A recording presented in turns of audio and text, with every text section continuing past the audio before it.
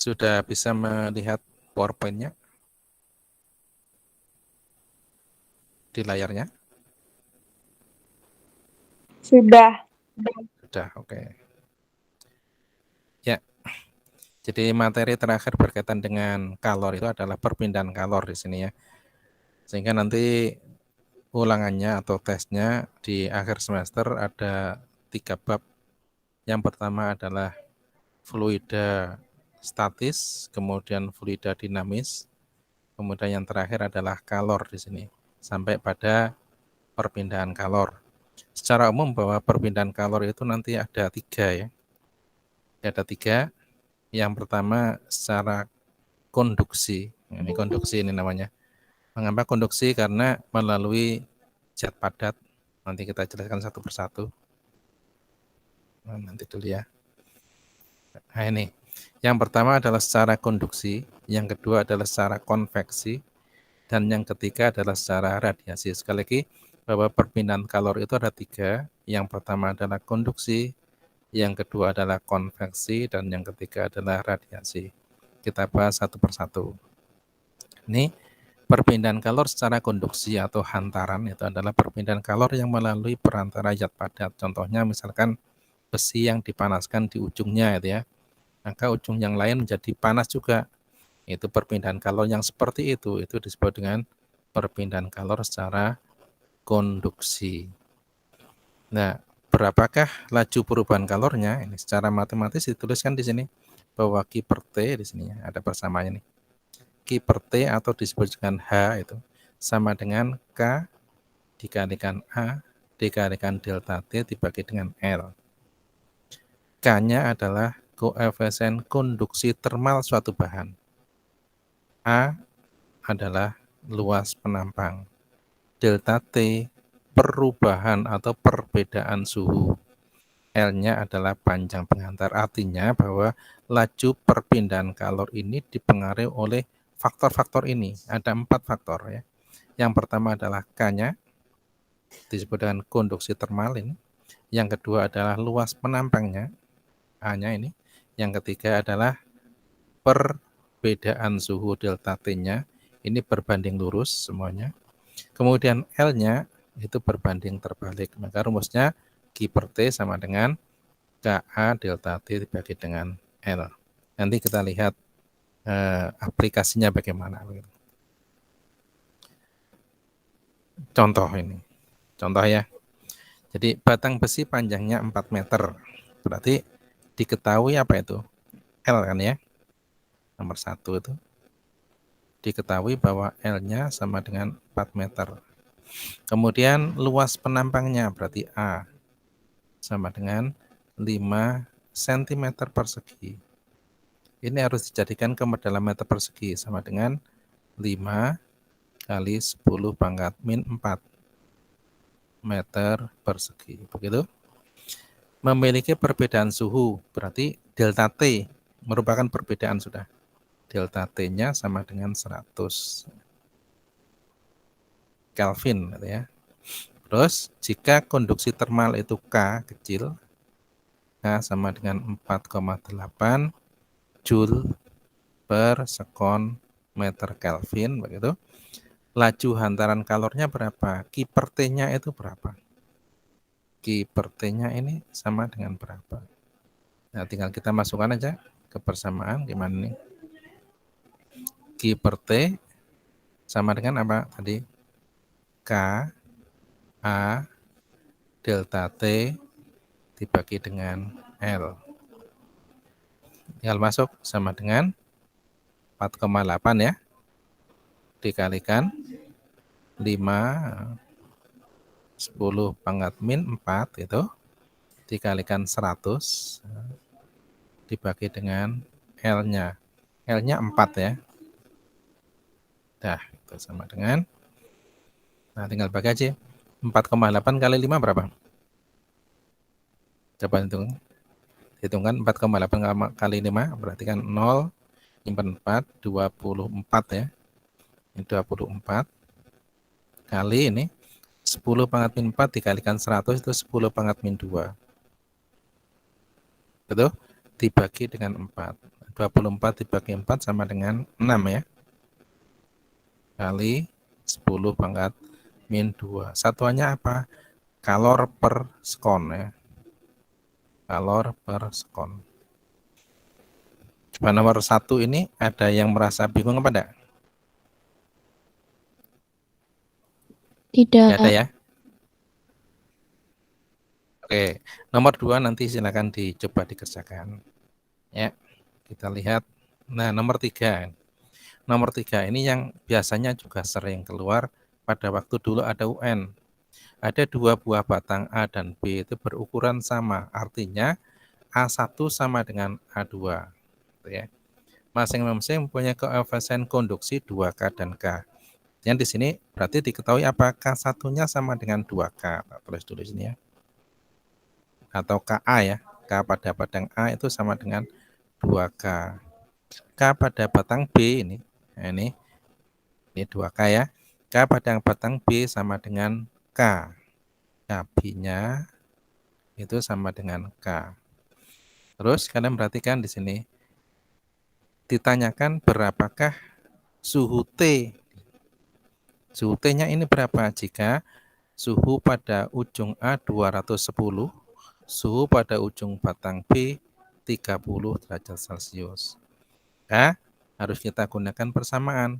Kalor itu harusnya berpindahnya dari ujung A ke ujung B. Maka di sini ada delta T. Delta T untuk A-nya, delta T-nya berapa? Bergeraknya ke A dari A ke B. 210 dikurangi T yang di tengah ini. Ini 210 dikurangi T. Sementara yang B dibalik, T dikurangi 30. T dikurangi 30. Kamu muncul di sini, HA nanti itu sama dengan HB. HA-nya apa? K delta T kali A, KA delta T per L ya. LA sama dengan KB A delta TB gitu ya, dibagi dengan LB. Ini K-nya KA tadi ya. Kemudian karena A-nya sama, L-nya sama ya. A-nya sama, berukuran sama, artinya A-nya sama, L-nya sama, sehingga A sama L-nya bisa kita coret. A-nya kita coret dengan ini. L-nya juga dicoret karena ukurannya sama. Sehingga hanya muncul KA kalikan delta TA. KA kalikan delta TA sama dengan itu KB kalikan delta TB. Nah, kalau kita masukkan ke sini lagi, sama dengan apa? KA-nya 2A, 2K ya. 2K. Nah, delta TA-nya berarti kan ini 210 min T. 210 min T sama dengan KB-nya sama dengan K. Dalam kurung berarti delta TB-nya itu T min 30. T min 30. Tinggal masuk aja.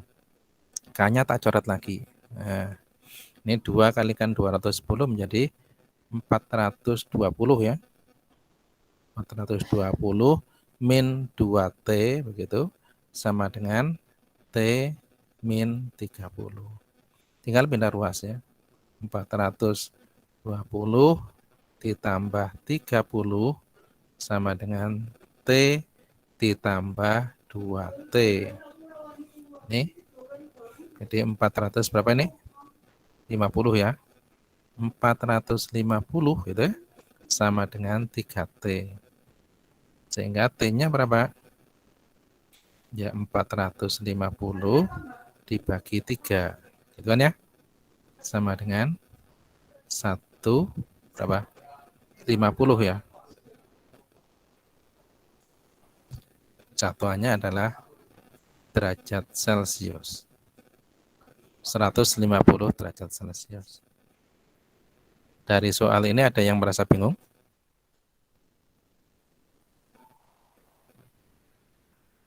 Ada? Tidak. Oke, lanjut ya. Yang kedua adalah konveksi. Konveksi merupakan suatu perpindahan kalor melalui zat alir. Zat alir itu apa? Ini bisa udara, bisa air, ya. Fluida yang kemarin, bisa udara, udara juga zat air, dan juga bisa air.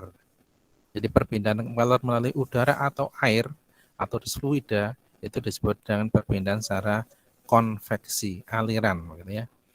Contoh di sini sudah ada angin darat, angin laut, aliran udara melalui ventilasi atau cerobong asap, itu adalah perpindahan udara secara konveksi. Kemudian yang dipaksa misalkan perpindahan udara melalui kipas angin atau hair dryer, pendingin mesin mobil atau AC atau lemari es, ini karena ada alat di situ makanya dipaksa di sini. Konveksi secara terpaksa, dipaksa dengan alat itu. Tapi kalau secara alami ada angin darat, ada angin laut, ada aliran udara melalui cerobong asap. Kalau kalian pakai ketika api unggun itu ya, ada aliran panas dari tempat kalian berada begitu. Itu adalah perpindahan kalor secara konveksi. Persamaannya bagaimana? Nah, ini contoh ini, air yang direbus. Ini kalau kita merebus sebenarnya yang dipanaskan bagian bawah di sini. Tapi bagian bawah ini akan bergerak ke atas dengan suhu yang tinggi. Kebalikannya yang atas akan bergerak ke bawah. Mengapa kok bergerak ke atas dan ke bawah? Yang bawah bergerak ke atas karena massa jenisnya kecil, punya kecil. Ia bergerak ke atas. Sementara yang atas massa jenisnya besar, bergerak ke bawah. Nah, pergerakan partikel dengan membawa suhu tinggi terus-menerus, ini yang disebut dengan perpindahan secara konveksi. Sehingga air yang dipanaskan itu akan panas secara merata karena adanya perpindahan partikel dari yang panas ke yang dingin bagian atasnya. Itu contohnya ya.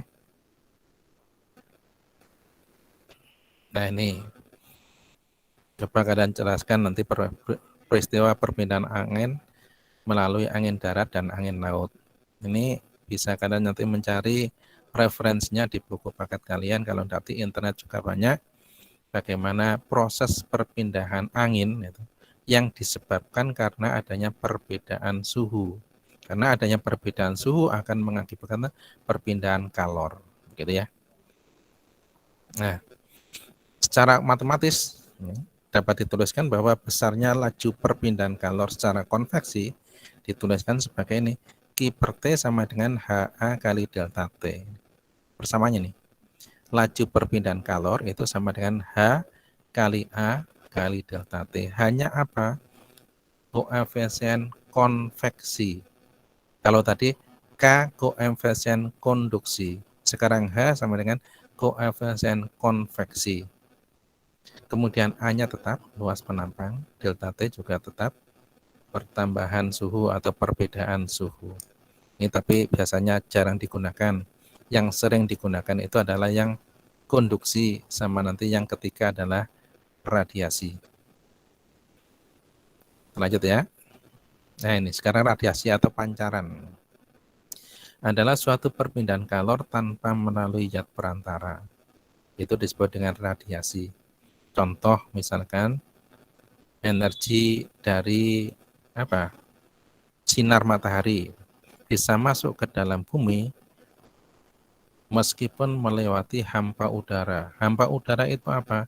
Suatu ruangan yang tidak ada udaranya sama sekali. Berarti di sana tidak ada perantaranya sama sekali.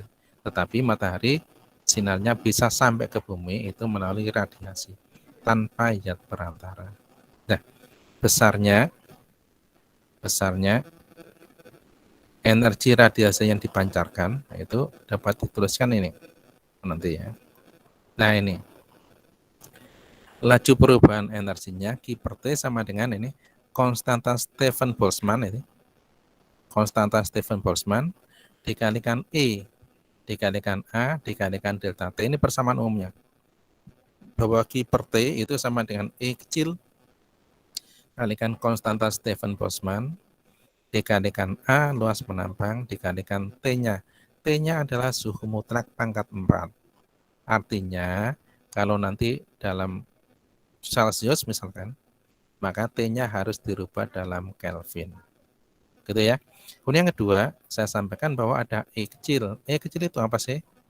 E kecil adalah kemampuan benda untuk menyerap atau memancarkan panas atau meradiasikan. Nah, kemampuan itu besarnya antara 0 sampai dengan 1, maka dituliskan, ada yang menuliskan nih. Jadi 0 lebih besar daripada E 1 begitu. Artinya kalau 0 itu berarti untuk benda-benda yang mengkilat gitu ya, yang putih tapi mengkilat. Dia akan sulit untuk menyerap kalor dan juga akan sulit untuk memancarkan kalor.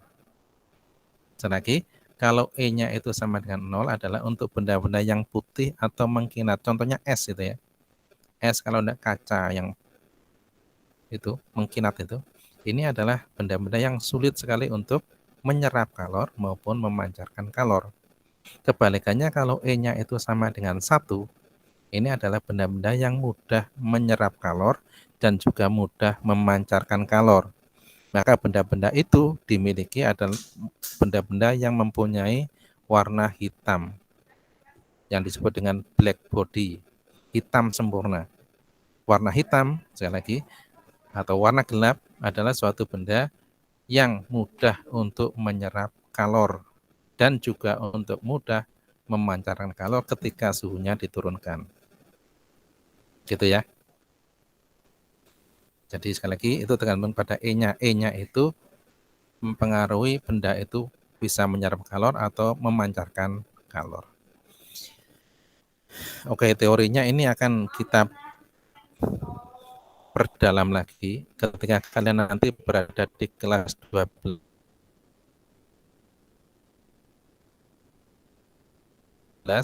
masuk pada fisika kuantum, radiasi benda hitam.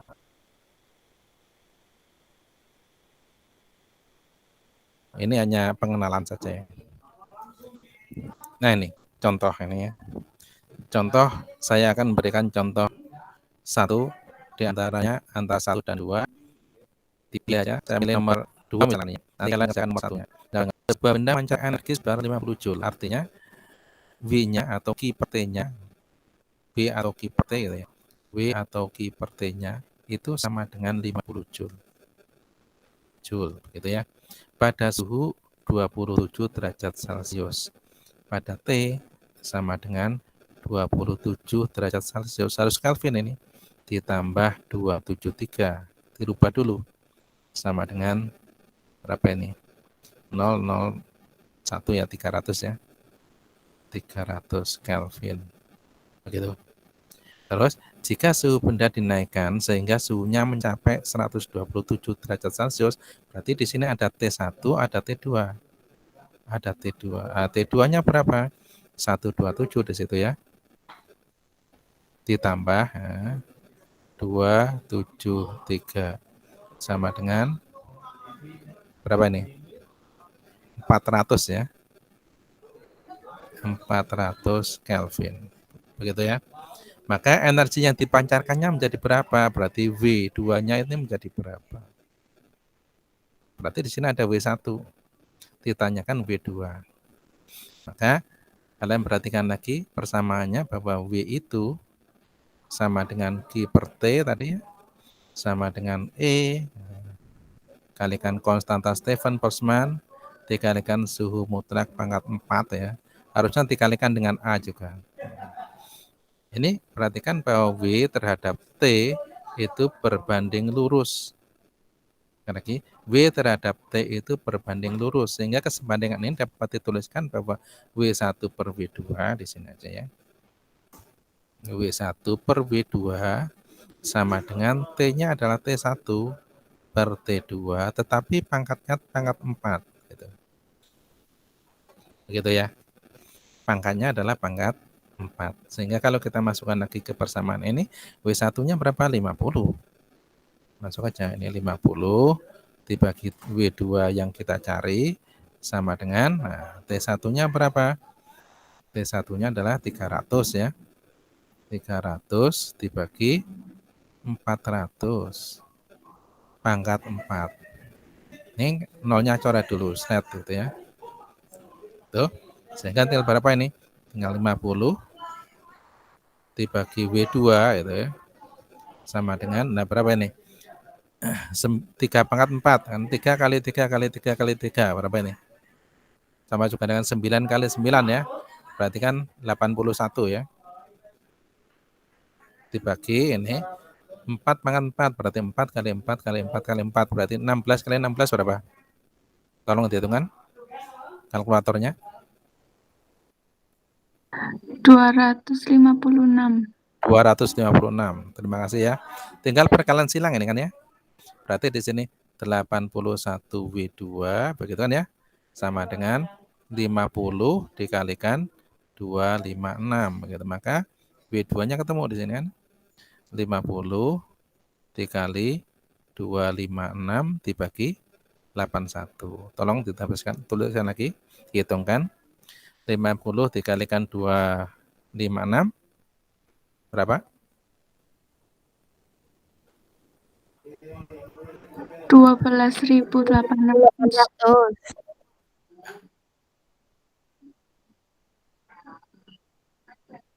Nah, langsung dibagi 81 berapa hasilnya?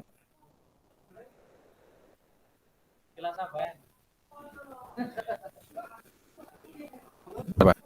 158,0. 158,0 2. Ya. 02. Satuannya joule ya. Nah, ini contohnya. Tapi nanti sekali lagi ini akan diperdalam lagi ketika kalian di kelas 12. Terutama di fisika kuantum ada radiasi benda hitam. Begitu ya. Ada yang tanyakan apa enggak? Tidak, Pak. Enggak ada ya. Lanjutkan aja. Nah, ini latihannya juga. Berarti ada berapa latihan tadi? Ada 3 ya. Tolong dikerjakan, kemudian langsung di-share di Google Classroom yang sudah. Kalau kalian bingung bisa ditanyakan. Tak stop dulu. Oke.